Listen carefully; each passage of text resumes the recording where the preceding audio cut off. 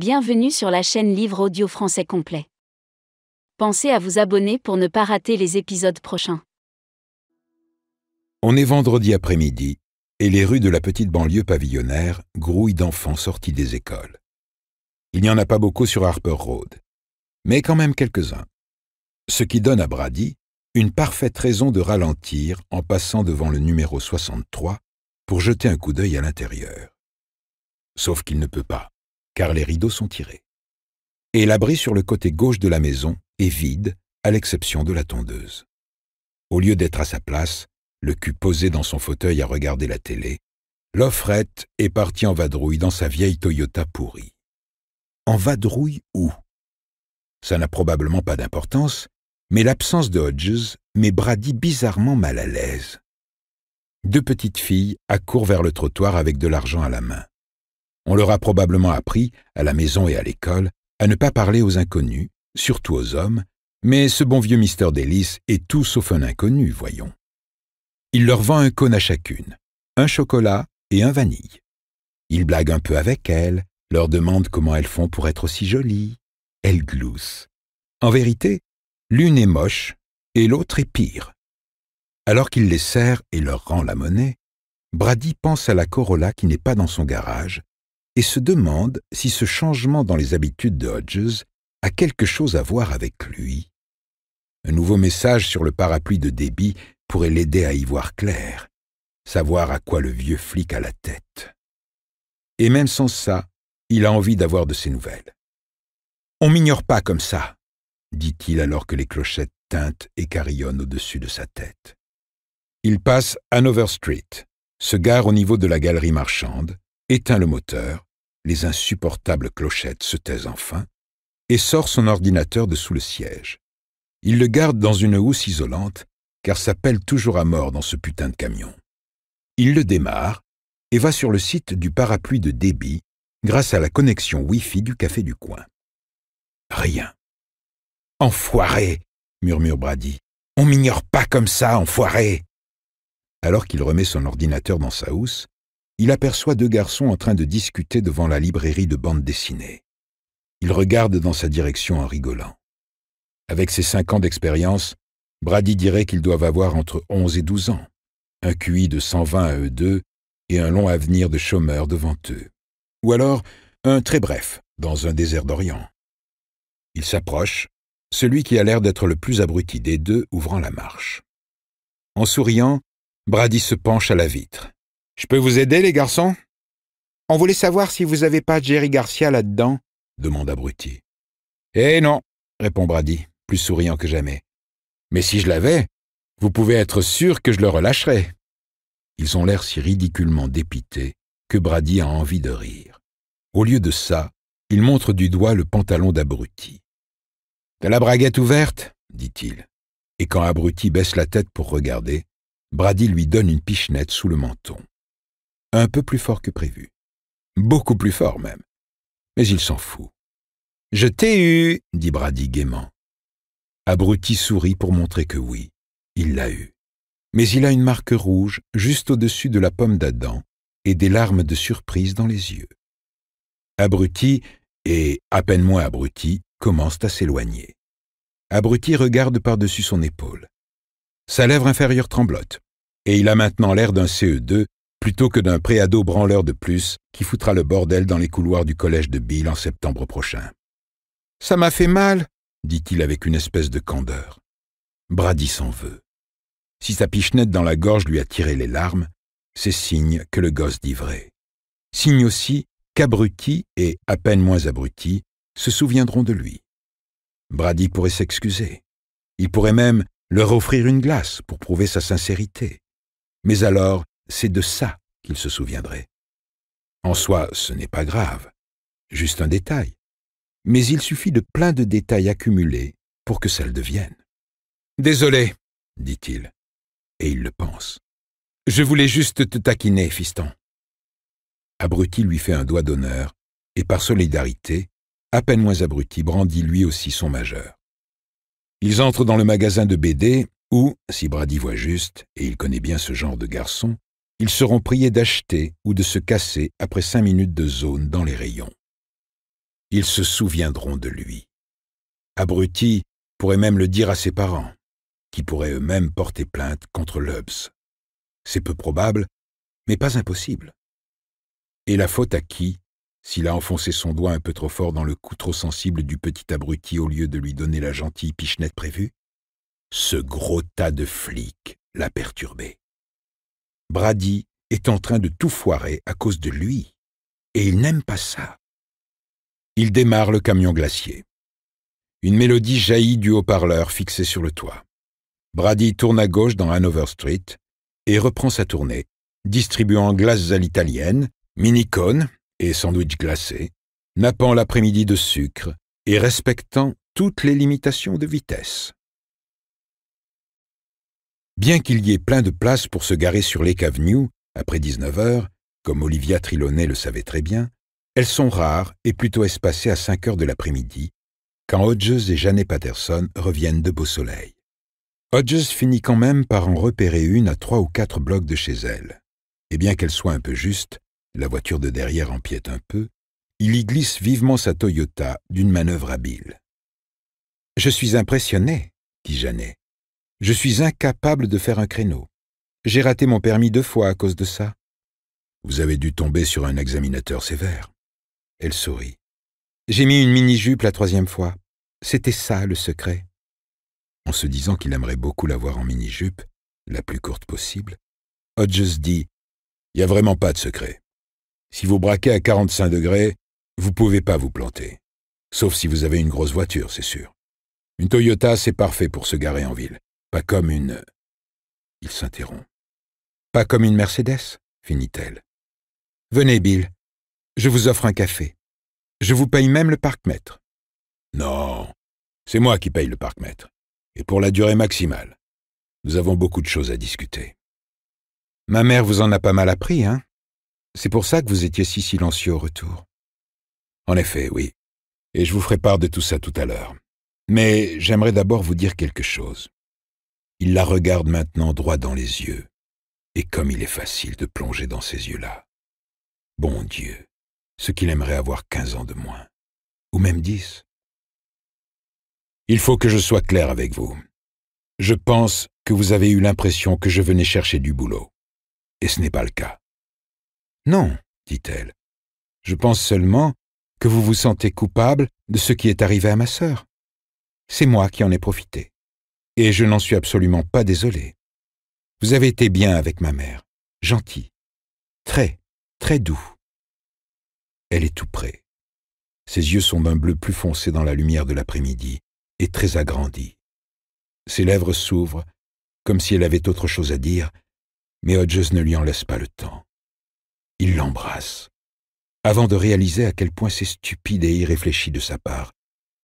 Et il est stupéfait de sentir qu'elle l'embrasse en retour, posant même la main droite sur sa nuque pour affermir leur baiser.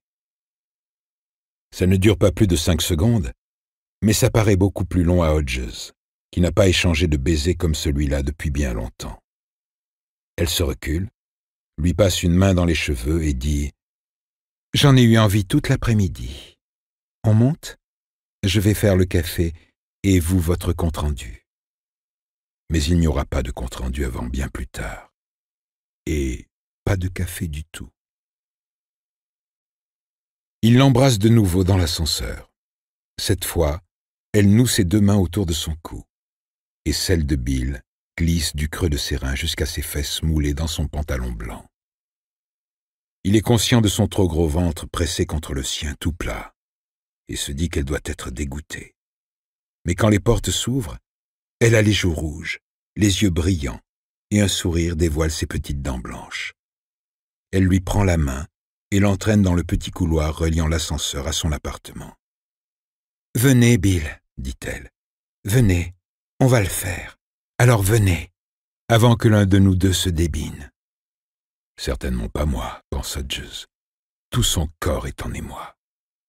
D'abord, Janet n'arrive pas à ouvrir la porte. Sa main tremble trop. Ça la fait rire. Il referme ses doigts sur les siens, et ensemble, ils glissent la clé Schlage dans la serrure. L'appartement dans lequel il a rencontré pour la première fois la sœur et la mère de cette femme est sombre. Le soleil a tourné et se trouve maintenant de l'autre côté de l'immeuble. Le bleu du lac est d'un cobalt si profond qu'il en est presque violet. Il n'y a plus de voilier. Mais il aperçoit un cargo et... « Venez, répète-t-elle. Venez, Bill, me laissez pas tomber. » L'instant d'après, les voilà dans une chambre. Il ne sait pas si c'est la sienne ou celle qu'Olivia occupait le jeudi et il s'en fout. La vie qu'il a menée ces derniers mois lui paraît si lointaine qu'elle pourrait être celle d'un personnage de fiction dans un film étranger ennuyeux à mourir. Elle commence à enlever sa marinière qui se coince dans la barrette de ses cheveux. On entend un petit rire de frustration étouffé. « Aidez-moi avec ce satané truc. Vous allez m'aider, oui ?» Il pose les mains sur ses flancs lisses. Ce premier contact la fait très légèrement sursauter et remonte en les faisant glisser sous le pull retourné. Il étire le tissu et l'enlève. La tête de Janet apparaît. Elle rit avec des petits hoquets essoufflés. Elle porte un soutien-gorge de coton blanc. Il la tient par la taille et l'embrasse au-dessus des seins pendant qu'elle déboucle son ceinturon et déboutonne son pantalon. Il se dit « Si j'avais su qu'une telle chose pourrait m'arriver à ce stade de ma vie, je serais retourné à la gym. »« Pourquoi ?» commence-t-il. « Ah, tais-toi !» Elle glisse une main le long de son bas-ventre et baisse sa braguette. Son pantalon tombe sur ses souliers dans un tintement de pièces. « Tu parleras plus tard. » Elle s'empare de son membre durci à travers ses sous-vêtements et le manipule comme un levier de vitesse, lui coupant le souffle. « C'est un bon début. Te ramollis surtout pas, Bill, t'entends ?» Il se renverse sur le lit. Hodges toujours en boxer short, Janet en culotte de coton aussi blanche que son soutien-gorge. Il essaye de la faire rouler sur le dos, mais elle résiste. « Non, pas toi dessus, dit-elle. Si tu as une crise cardiaque pendant qu'on baise, tu vas m'écraser. » « Si j'ai une crise cardiaque pendant qu'on baise, je serai l'homme le plus déçu de devoir quitter ce monde. »« Bouge pas, c'est tout. Bouge pas. » Elle passe les pouces sous l'élastique de son boxer. Il cueille ses seins suspendus au-dessus de lui, pendant qu'elle continue de le déshabiller. « Maintenant, soulève tes hanches. Et t'arrête pas. Titille-les un peu avec tes pouces, j'aime ça. » Il obéit sans peine à ces deux ordres simultanés. Il a toujours été multitâche comme garçon. L'instant d'après, elle le regarde d'en haut, une mèche de cheveux tombée sur les yeux. Elle avance la lèvre inférieure et souffle dessus pour la chasser. « Ne bouge pas. Laisse-moi faire. Et laisse-toi faire. Je suis pas une femme dominatrice, mais j'ai pas couché avec quelqu'un depuis 2 ans. Et la dernière fois était nulle. Alors là, j'ai envie de prendre mon pied. Je le mérite. » Sa chaleur intime referme sur lui son étreinte humide, et il ne peut retenir un mouvement de hanche. « Bouge pas, j'ai dit. Tu bougeras tant que tu voudras la prochaine fois. Cette fois, c'est la mienne. » C'est difficile, mais il fait comme elle dit. Ses cheveux lui tombent de nouveau sur le visage, mais cette fois, elle ne peut souffler dessus pour les chasser, car elle est en train de se mordre la lèvre inférieure, qui en sera sûrement meurtrie plus tard, se dit Hodges. Elle pose ses 2 mains à plat sur son torse et les frotte avec ardeur dans sa toison grisonnante, puis descend vers sa grosse bedaine embarrassante. « Faut que je perde du poids, » souffle-t-il. « Faut surtout que tu la fermes, » dit-elle. Puis elle commence à bouger, juste un peu, et ferme les yeux. « Ah, ce que c'est bon et profond. Tu t'inquiéteras de ton régime plus tard, ok ?»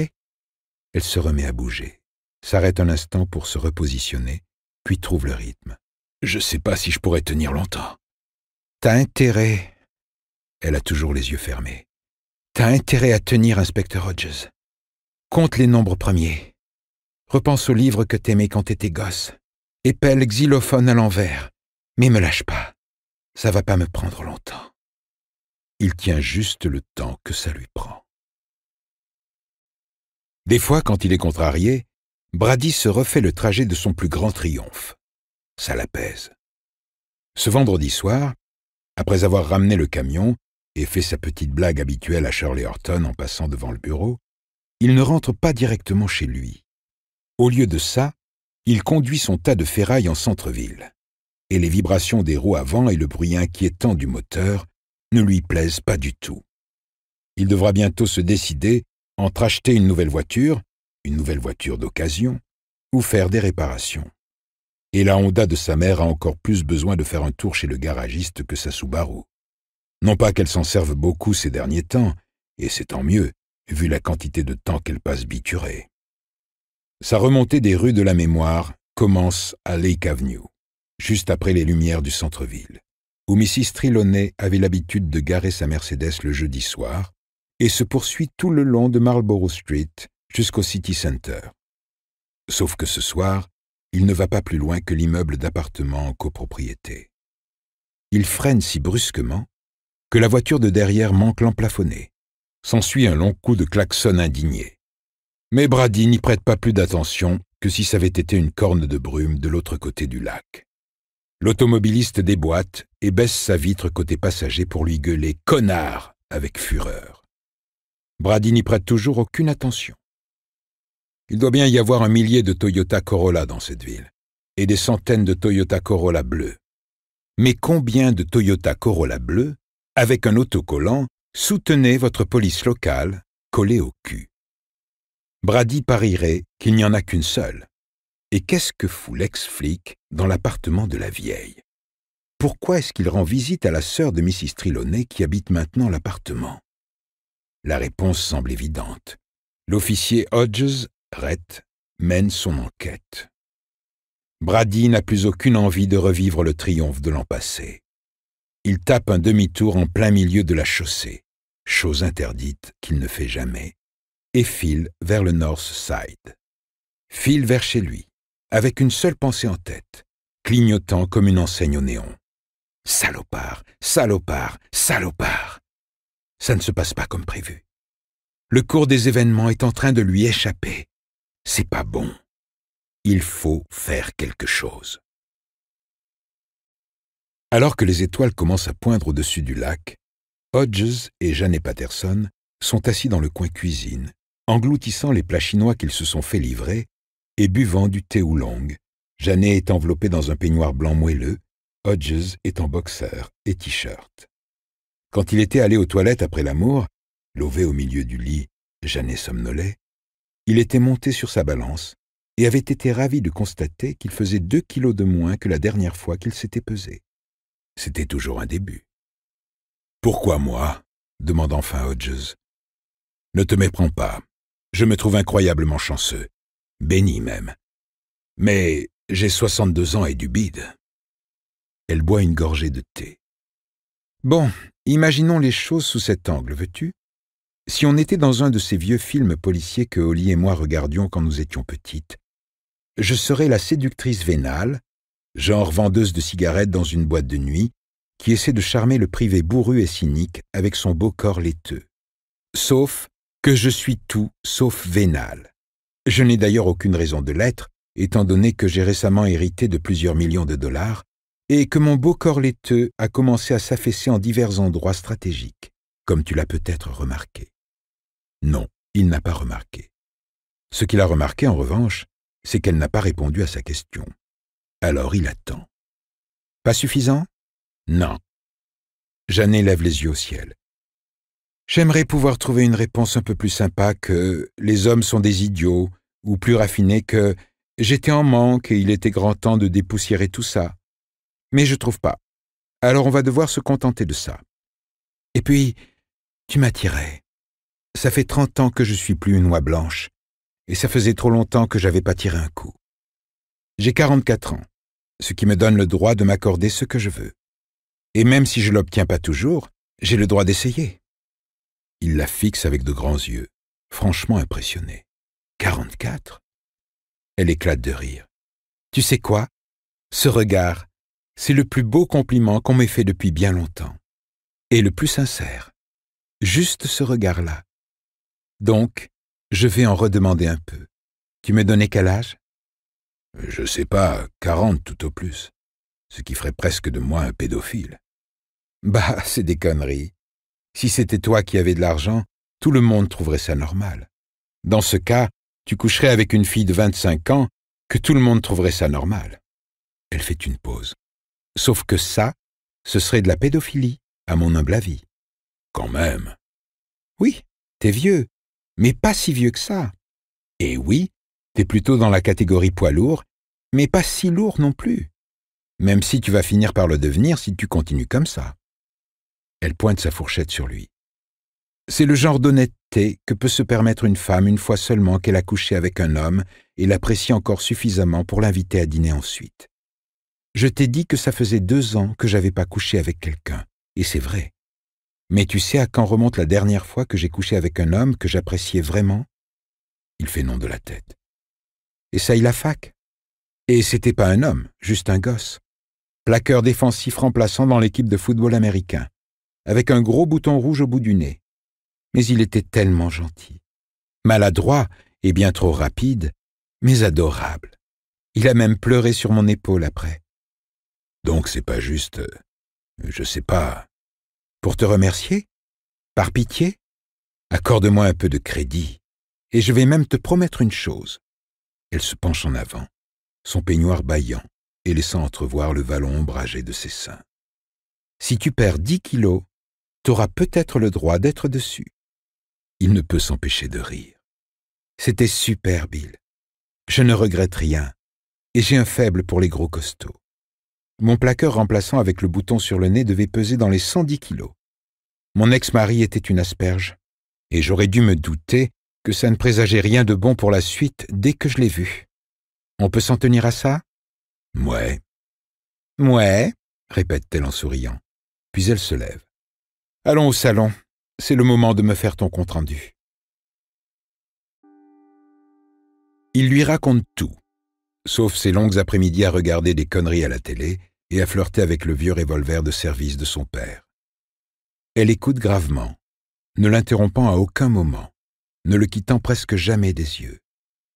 Quand il a fini, elle va chercher une bouteille de vin au frigo et leur sert 2 verres. 2 grands verres qu'il regarde dubitativement.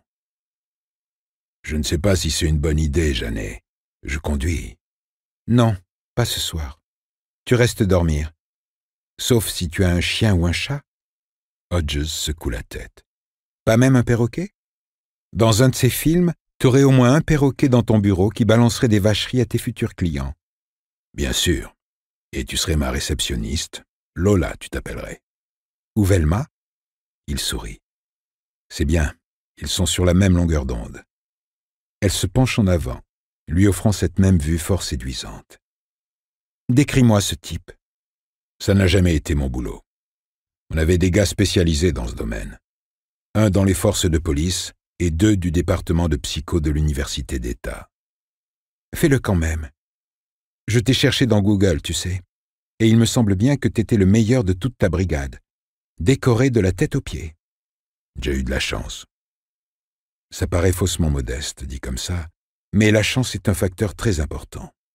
La chance et la présence. Woody Allen avait raison.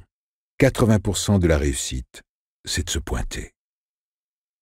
Essaye juste, d'accord? Et si tu fais du bon boulot, peut-être qu'on retournera au lit. Elle fronce le nez. À moins que tu sois trop vieux pour un 2e round. Vu la pêche qu'il a juste maintenant, il se pourrait même qu'il ne soit pas trop vieux pour un 3e round. Il a eu son comptant de nuit de célibat, qui lui donne une bonne réserve dans laquelle puiser. Du moins il l'espère. Une partie de lui, une grande partie, n'arrive toujours pas à croire que tout ceci n'est pas un rêve d'un incroyable réalisme. Il prend une gorgée de vin, le fait rouler dans sa bouche, se donne le temps pour répondre.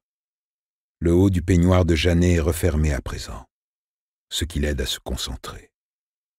Ok. Il est sûrement jeune. Ça, c'est le premier point.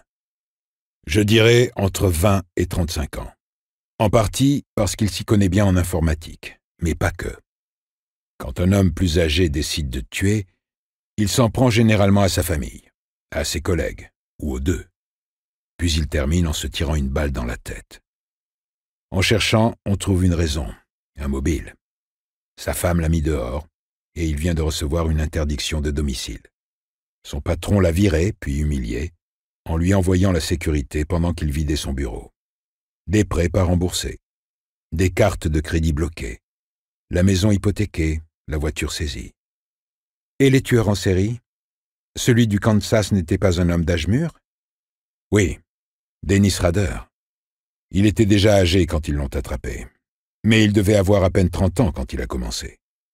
Et puis, c'était des crimes sexuels. Mr. Mercedes n'est ni un criminel sexuel, ni un tueur en série au sens propre du terme. Il a commencé par un groupe de gens, mais depuis, il s'est concentré sur des individus en particulier. D'abord ta sœur, puis moi. Et il ne s'en est pas pris à nous avec une arme ou une voiture volée, que je sache. Pas encore, en tout cas. Notre type est un hybride, mais son profil a quelques ressemblances avec celui de jeunes tueurs. Il se rapproche plus de Lee Malvo, un des Beltway Snipers, que de Rader. Malvo et son complice avaient décidé de tuer 6 blancs par jour, au hasard. Quiconque avait le malheur de passer dans leur champ de vision était abattu, peu importe l'âge ou le sexe. Ils en ont eu 10 au final. Pas si mal pour 2 détraqués de la gâchette. Le mobile avancé était d'ordre racial.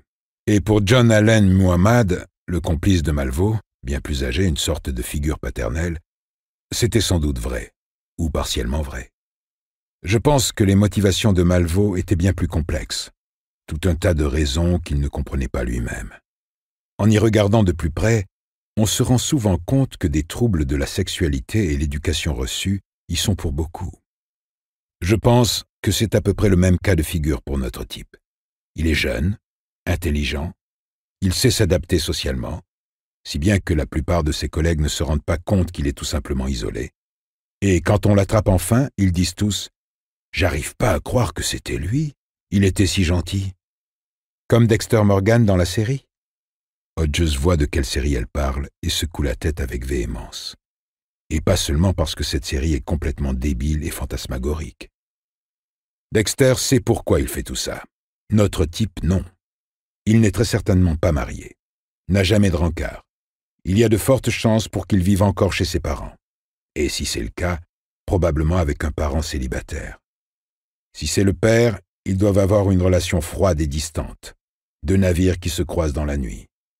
Si c'est la mère, il est fort possible que Mr. Mercedes soit son mari de substitution. Il voit qu'elle veut commencer à parler et lève la main. Ça ne veut pas dire qu'ils ont des relations sexuelles. Peut-être pas, mais laisse-moi te dire une chose, Bill.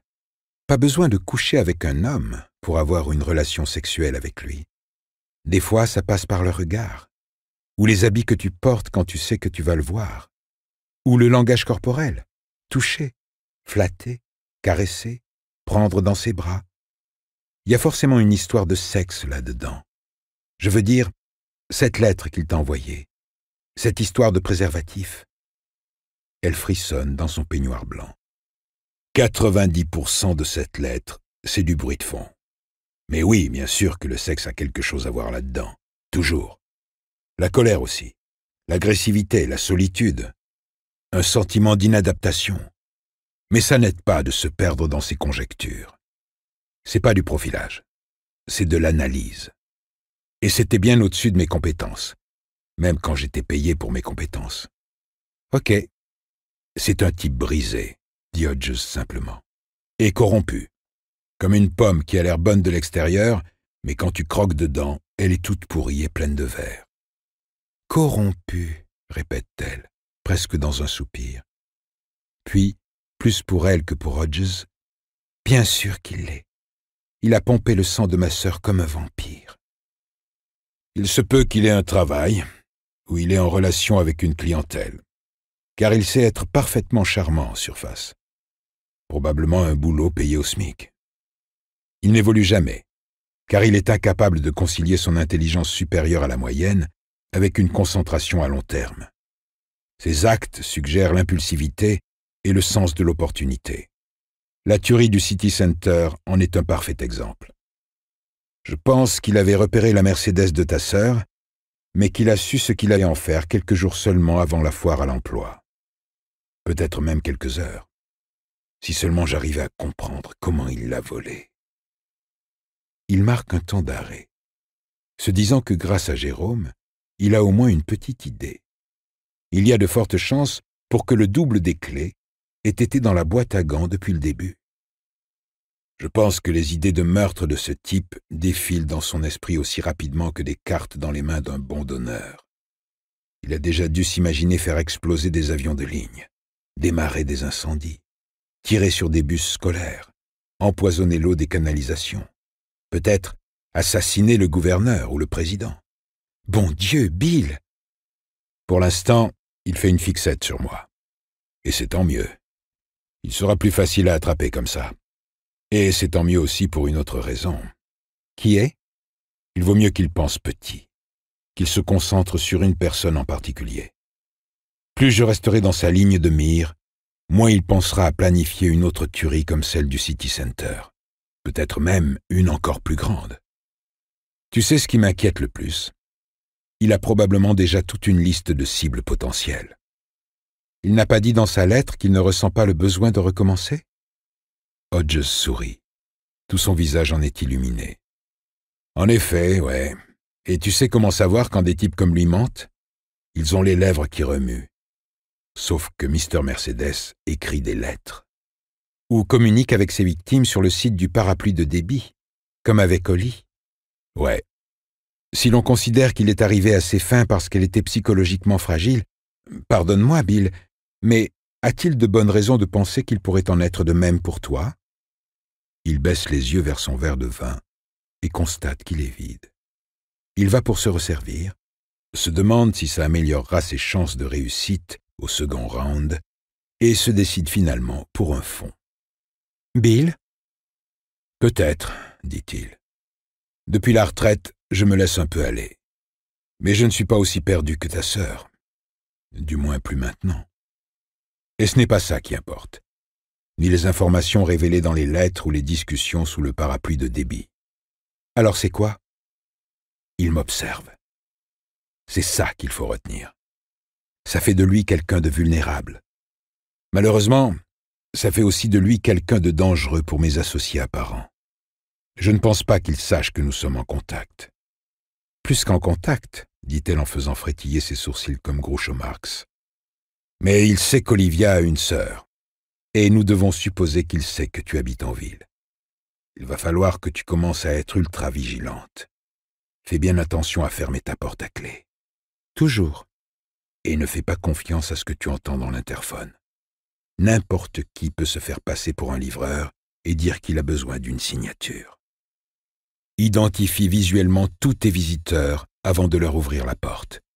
Sois attentive à tout ce qui t'entoure quand tu sors.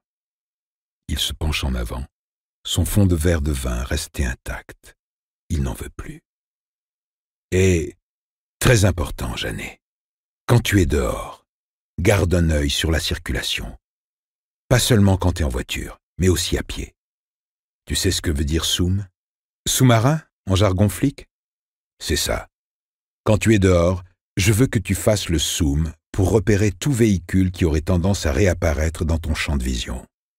Comme les 4x4 noirs de ta voisine? Dit-elle en souriant. Madame Machin-Chose? Mrs. Melbourne. L'évocation de sa voisine titille une connexion obscure dans un coin du cerveau de Hodges. Mais la liaison se perd avant qu'il ait le temps de la localiser, encore moins de la solliciter. Jérôme aussi devra faire le soum. Si Mr. Mercedes patrouille dans le quartier de Hodges, il l'a sûrement vu tondre la pelouse, fixer les moustiquaires aux fenêtres, nettoyer les gouttières. Jeannet et Jérôme sont probablement hors de danger, mais probablement ne suffit pas. Mr. Mercedes est une bombe à retardement prête à exploser à tout moment, et Hodges a délibérément entrepris de le provoquer. Jeannet lit ses pensées. Et pourtant, tu n'hésites pas à, comment tu dis déjà, taquiner le poisson? Ouais. Et je vais aller squatter ton ordinateur incessamment sous peu pour le taquiner un peu plus. J'ai déjà un message tout prêt à lui envoyer. Mais je pense ajouter une petite chose. Mon coéquipier a résolu une grosse enquête aujourd'hui, et je pense pouvoir utiliser ça contre lui. Quelle enquête? Il n'a aucune raison de ne pas lui dire. Ça sortira dans les journaux demain, dimanche au plus tard. Turnpike Joe. Celui qui assassinait des femmes sur des aires de repos? Et quand il hoche la tête, est-ce qu'il correspond au profil de Mr. Mercedes? Pas du tout. Mais ça, notre type n'a pas besoin de le savoir. Et qu'est-ce que tu as l'intention de faire ?» Hodges le lui dit. Ils n'ont pas besoin d'attendre le journal du matin. La nouvelle que Donald Davis, déjà soupçonné du meurtre de sa femme, a reconnu les crimes de Turnpike Joe, fait la une du journal de 23 heures. Hodges et Janet regardent les infos au lit. Pour Hodges, le match retour a été plutôt rude, mais sublime de satisfaction. Il est toujours essoufflé, il est en nage, et aurait grand besoin d'une douche. Mais ça faisait longtemps, très longtemps, qu'il ne s'était pas senti aussi heureux, aussi entier. Quand le journaliste passe au chiot coincé dans une canalisation d'eau, Janet prend la télécommande et éteint la télé. « Ok, ça pourrait marcher, mais c'est sacrément risqué. » Il hausse les épaules. « Sans personne pour m'épauler à la brigade, je pense que c'est la meilleure façon de procéder. Et ça tombe bien, car c'est exactement la façon dont il a envie de procéder. » Il pense brièvement à l'arme de fortune, mais cependant très efficace, qu'il garde dans le tiroir de sa commode, la chaussette à carreaux remplie de billes d'acier. Il imagine à quel point ce serait jouissif de se servir du happy slapper contre le fils de pute qui a foncé dans une foule de gens sans défense avec l'une des berlines les plus lourdes du monde. Il y a peu de chances que ça arrive, mais c'est toujours possible.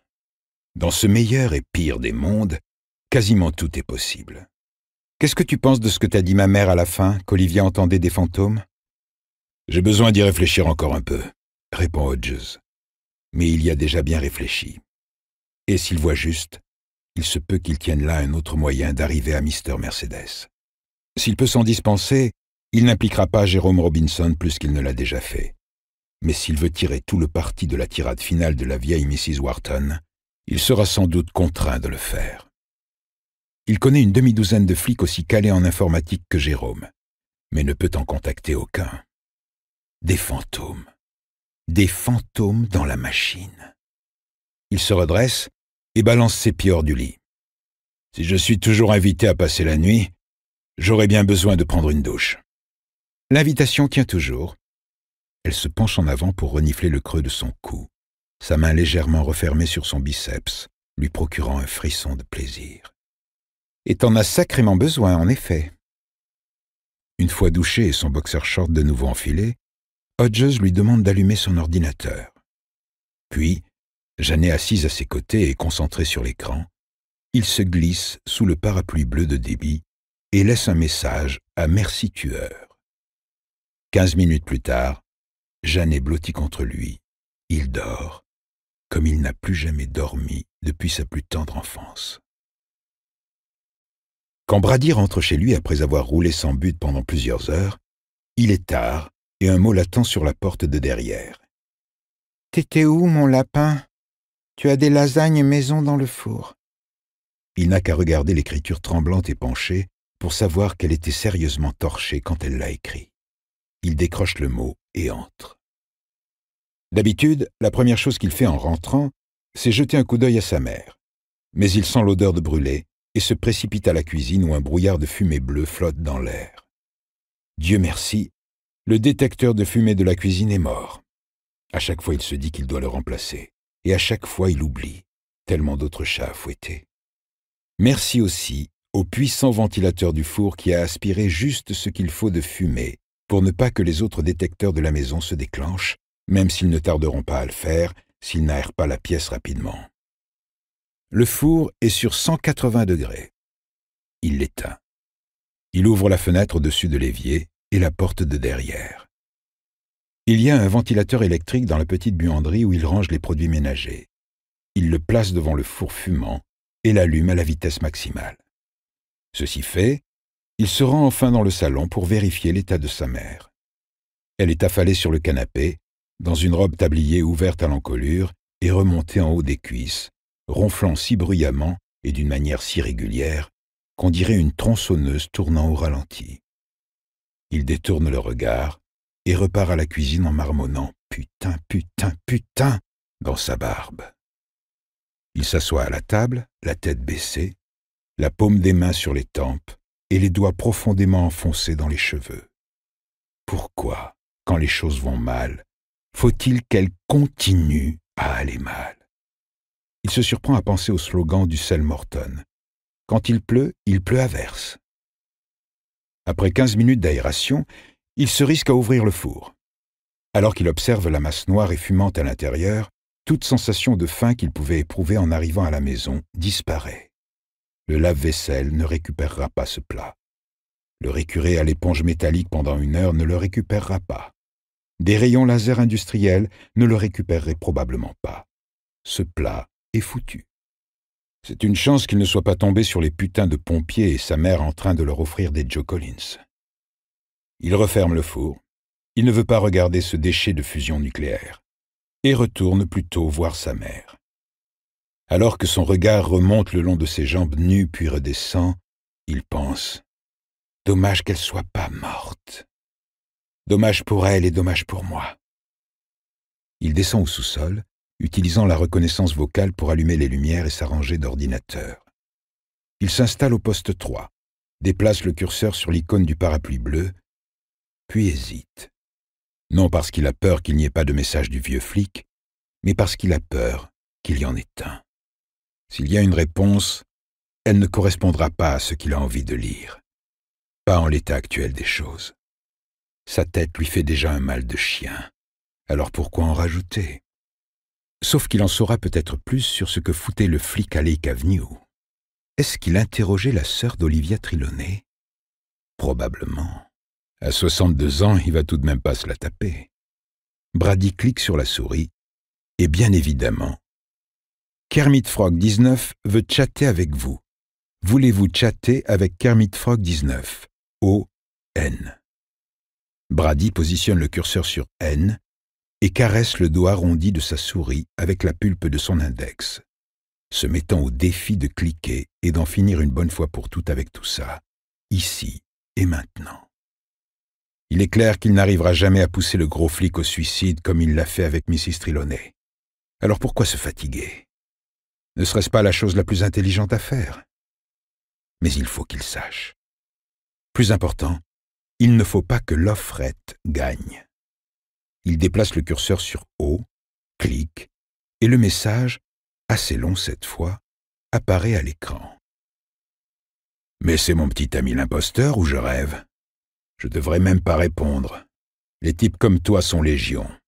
Mais comme tu le fais si bien remarquer, je suis retraité. Et même parler à un cinglé vaut mieux que regarder Dr. Phil et toutes ces infos pubs de la nuit.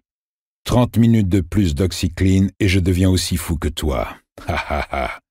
Et puis, je te dois des remerciements pour m'avoir fait connaître ce site que je n'aurais jamais découvert autrement. Je me suis déjà fait 3 nouveaux amis, et pas des fous. L'un d'eux est une dame au vocabulaire délicieusement cochon. Alors ok, mon ami, laisse-moi te mettre au parfum. Primo, n'importe qui regarde NCIS pouvait deviner que le tueur à la Mercedes portait un bonnet de douche et qu'il a passé son masque de clown à la javel. Non mais allô? Deuxio, si t'étais vraiment le type qu'a volé la Mercedes de Mrs. Trelawney, t'aurais mentionné la clé Vallée. Ça, c'est pas un truc que t'aurais pu deviner en regardant NCIS. Donc, au risque de me répéter, allô? Un smiley. Tertio. J'espère que tu prends des notes. J'ai reçu un appel de mon ancien coéquipier aujourd'hui. Il a coincé un méchant, un spécialisé dans la vraie confession. Mate un peu les infos, mon ami, et essaie de deviner ce que ce type va aussi avouer dans les prochains jours. Bonne nuit, et, au passage, pourquoi tu vas pas emmerder quelqu'un d'autre avec tes fantasmes? Brady se rappelle vaguement un personnage de dessin animé, peut-être Charlie le coq, le gros coq avec un accent du Sud, qui s'énervait tellement que d'abord son cou, puis sa tête, se changeaient en thermomètre, dont la température montait, passant de cuire à griller, à désintégrer. C'est presque ce que ressent Brady à la lecture de ce message arrogant, insultant et rageant. La clé Vallée? Quelle clé Vallée? De quoi tu parles? Dit-il d'une voix hésitant entre le chuchotement et le grognement. De quoi tu parles, putain? Il se lève et commence à tourner en rond dans la pièce sur des jambes aussi raides que des échasses, en se tirant si fort les cheveux qu'il se fait monter des larmes. Sa mère est oubliée. Les lasagnes noircies sont oubliées. Tout est oublié, excepté ce message odieux. Il a même eu le culot de mettre un smiley. Un smiley! Brady donne un coup de pied dans sa chaise de bureau, se blessant les orteils et l'envoyant rouler à l'autre bout de la pièce où elle percute le mur. Puis il se retourne et s'abat sur le poste 3, comme un vautour sur sa proie. Son premier réflexe est de vouloir répondre immédiatement, de traiter ce putain de flic de menteur, de débile atteint d'une maladie d'Alzheimer précoce due à son trop-plein de graisse, de cow-boy pédéraste suceur de bites de nègre. Puis un semblant de raison, fragile et vacillant, reprend le dessus. Il récupère sa chaise et va sur le site internet du journal local. Il n'a même pas besoin de cliquer sur la rubrique « À la une » pour vérifier ce dont Hodges s'est vanté. C'est juste là devant lui, en première page du journal de demain. Brady suit l'actualité policière avec assiduité et le nom de Donald Davis lui est aussi familier que son visage aux traits sublimement sculptés. Il sait que Donald Davis était recherché pour le meurtre de sa femme, et sa culpabilité ne fait aucun doute pour lui. Et voilà que ce crétin vient de tout avouer, et pas seulement pour sa femme. À en croire l'article, Davis a aussi avoué avoir violé et tué 5 autres femmes. En gros, il prétend être Turnpike Joe. Brady ne parvient pas tout de suite à faire le lien entre ce qu'il vient de lire et le message insolent du gros flic. Puis ça lui vient dans un éclair d'inspiration funeste. Tant qu'il est d'humeur à passer aux aveux, Donnie Davis compte aussi s'attribuer le massacre du City Center. Peut-être même qu'il l'a déjà fait. Brady tourne sur sa chaise comme un derviche. 1 fois, 2 fois, 3 fois. Il a la tête qui éclate. Son pouls martèle sa poitrine, son cou, ses tempes. Il le sent dans ses gencives et sa langue. Est-ce que Davis a parlé d'une clé vallée? Ce serait à cause de ça? Il n'y avait pas de clé vallée, dit Brady. Mais comment peut-il en être sûr? Et s'il y en avait une? S'il y en avait une, et qu'il colle tout ça sur le dos de Donald Davis? S'il volait à Brady Hartsfield son grand triomphe? Après tous les risques qu'il a pris? Il ne tient plus. Il se rassoit au poste 3 et écrit un message à Kermit Frog 19. Juste un petit message. Mais ses mains tremblent tellement qu'il y passe presque 5 minutes. À peine terminé, il l'envoie, bourré de fautes de frappe, sans même prendre le temps de se relire. « Tu dis que des conneries, enfoiré !»« D'accord, la clé n'était pas sur le contact. Mais c'était pas une clé vallée. C'était le double qu'il y avait dans la boîte à gants. Et comment j'ai réussi à ouvrir la voiture? C'est à toi de trouver, connard. Donald Davis et pas Mr. Mercedes. Je répète, Donald Davis et pas Mr. Mercedes. Si tu racontes que c'est lui, je te tue. Même si ce serait pas vraiment tué vu le vieux débriqueté. Signé, le vrai tueur à la Mercedes. PS, ta mère était une pute. Elle la prenait dans le cul et léchait le sperme dans les caniveaux. Brady éteint son ordinateur et monte, laissant sa mère ronfler sur le canapé au lieu de la mettre au lit. Il prend 3 aspirines, en rajoute une 4e, puis s'allonge dans son propre lit, les yeux grands ouverts, et tremblant jusqu'à ce que les premières lueurs de l'aube se lèvent à l'est. Il réussit finalement à s'assoupir pendant 2 heures. Un sommeil fragile, hanté de rêves et agité. Hodges est en train de faire des œufs brouillés quand Jeannet entre dans la cuisine samedi matin, dans son peignoir blanc, les cheveux encore mouillés de la douche, peignés en arrière. Elle a l'air plus jeune que jamais. Il pense de nouveau. 44? J'ai pas trouvé le bacon. Bien sûr, il doit être quelque part dans le frigo. Mon ex-femme prétend que la grande majorité des hommes américains souffrent de la cécité du réfrigérateur. Je sais pas s'il y a un numéro d'urgence pour ça. Elle montre son ventre du doigt. « Ok, dit-il. Et puis parce qu'elle a l'air d'aimer ça, il ajoute. « Ouais. »« Et au fait, comment va ton cholestérol ?» Il sourit et dit. « Tartine grillée, c'est du pain complet. Comme tu dois le savoir, puisque c'est toi qui l'as acheté. »« Une seule. Sans beurre et juste un peu de confiture. Tu vas faire quoi aujourd'hui ?»« Je sais pas trop. Bien qu'il se dise qu'il aimerait passer voir Radney Peoples à Sugar Heights, si ce dernier est de service pour Vigilant. Et il faut qu'il parle ordi avec Jérôme. Perspective infinie de ce côté-là. T'es allé sur le parapluie de Debbie? Je voulais te faire ton petit-déj avant. Et le mien. C'est vrai. Il s'est réveillé avec une réelle envie de rassasier son corps affamé, plutôt que d'essayer de combler les espaces vides de son cerveau. Et puis, je connais pas ton mot de passe. C'est Janet. Tu veux mon avis? Change. En fait, c'est l'avis du jeune qui bosse pour moi. Jérôme, c'est ça? Lui-même. Il a préparé une demi-douzaine d'œufs, et il mange tout le plat, partagé en 2 parts bien égales. Il lui est venu à l'idée de demander si elle avait de quelconque regret concernant la nuit dernière. Mais il décide que la façon qu'elle a d'engloutir son petit déjeuner répond à sa question. Laissant la vaisselle dans l'évier, ils vont sur l'ordinateur et restent assis en silence pendant presque 4 minutes, lisant et relisant le dernier message de Merci Tueur. « La vache !» finit par lâcher Janet. « Toi qui voulais taquiner le poisson, je crois que tu l'as bel et bien ferré. T'as vu toutes les fautes ?» Elle lui montre Gans et ouvrit. Ça fait partie de ces, comment tu dis déjà, techniques de camouflage stylistique? Je pense pas. Hodges regarde M en souriant. Il ne peut pas s'empêcher de sourire. Le poisson sent l'hameçon. Il est enfoncé bien profond. Ça fait mal. Ça brûle.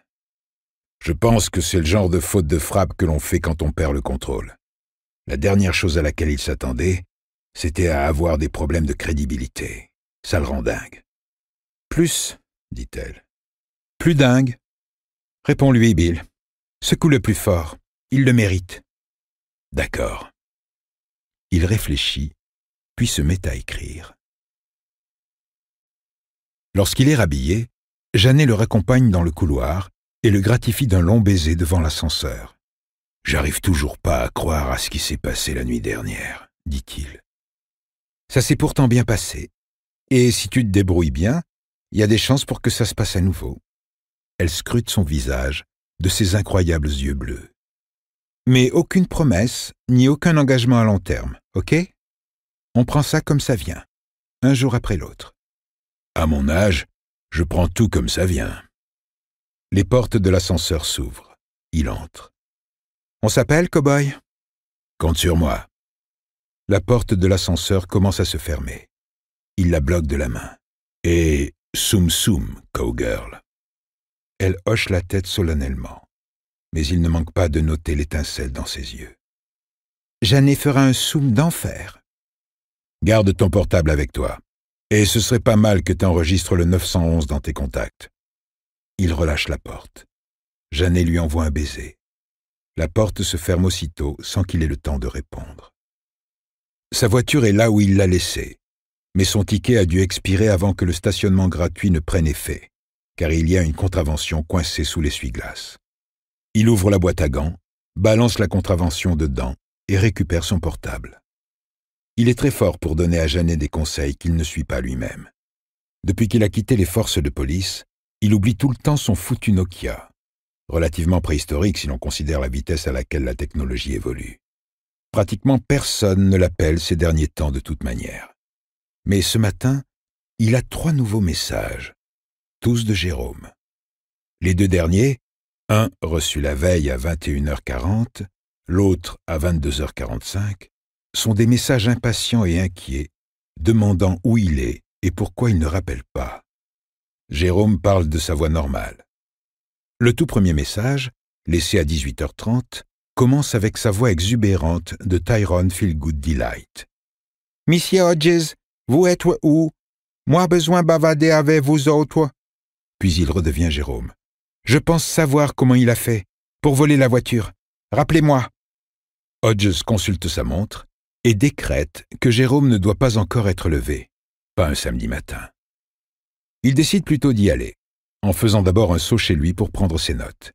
Il allume la radio et tombe sur Bob Seger chantant « Old Time Rock and Roll » et commence à brailler avec lui. « Descends tes vieux vinyles de l'étagère. » En des temps reculés et simples, avant l'ère des applications, des iPads, des Samsung Galaxy et du monde de la 4G supersonique, les week-ends étaient les jours d'affluence chez Discount Electronics. Aujourd'hui, Les gosses qui avant venaient acheter des CD téléchargent du Vampire Weekend sur iTunes pendant que leurs aînés surfent sur eBay ou regardent en replay sur Hulu les émissions télé qu'ils ont ratées. En ce samedi matin, le DE de Birch Hill est désert. Tones est à l'avant du magasin, en train d'essayer de vendre une télé HD déjà antique à une vieille dame. Freddie Linklater est dehors sur l'arrière à fumer des Marlboro rouges à la chaîne et probablement à répéter mentalement sa prochaine diatribe sur les droits LGBT. Brady est assis à l'un des ordinateurs dans le fond, un vieux Visio qu'il a trafiqué pour qu'aucune frappe ne s'enregistre dans la barre de recherche, sans parler de l'historique. Il fixe des yeux le dernier message de Hodges. Son œil gauche a attrapé un tic rapide et irrégulier. « Arrête de te défouler sur ma mère, ok? Smiley. C'est pas sa faute si tu t'es fait choper en flagrant délit de mythomanie. Alors comme ça, t'as trouvé le double des clés dans la boîte à gants? Pas mal, étant donné qu'Olivia Trelawney avait les 2 clés. Celle qui manquait était la clé Vallée. Elle l'a gardée dans une boîte aimantée sous le pare-choc arrière. Le vrai tueur à la Mercedes a dû la repérer. Je pense que j'en ai fini avec toi, Trouduc. Ton capital sympathie doit avoisiner le 0 actuellement. Et je sais de sources sûres que Donald Davis est sur le point d'avouer les meurtres du City Center. Et toi, dans tout ça? Ben t'as plus qu'à retourner à ta petite vie de merde ennuyeuse à mourir, j'imagine. Une dernière chose avant que je mette un terme à cette charmante correspondance. Tu m'as menacé de mort. C'est un délit passible de poursuite judiciaire. Mais devine quoi? Je m'en fous. Mon pote, t'es rien qu'un connard dégonflé de plus. Il y en a plein des comme toi sur Internet. Tu veux passer chez moi? Je sais que tu sais où j'habite. Me menacer en personne? Non, je m'en doutais. Je vais maintenant clore ce message par un mot si simple que même le plus crétin des types comme toi devrait pouvoir comprendre. Dégage! La fureur de Brady est si grande qu'il a l'impression d'être gelé sur place. Et pourtant, il brûle. Il pense qu'il va rester ainsi, penché sur ce Visio pourri bradé au prix ridicule de $87,87, jusqu'à ce qu'il meure de froid ou parte en flammes, ou les deux en même temps. Mais quand une ombre se lève sur le mur, Brady découvre qu'il peut finalement bouger. Il ferme le message du vieux flic juste avant que Freddy ne se penche sur lui pour regarder l'écran. « Tu mates quoi, Brad? Je trouve que tu t'es bien dépêché de tout fermer. » Un documentaire de National Geographic. Ça s'appelle « Quand les lesbiennes attaquent ». Ton niveau d'humour, réplique-t-elle, est peut-être inférieur à celui de ta production spermatique, mais j'en doute. Tones Frobisher se joint à eux. « On a un dépannage du côté d'Edgemont, dit-il. Qui veut y aller ?»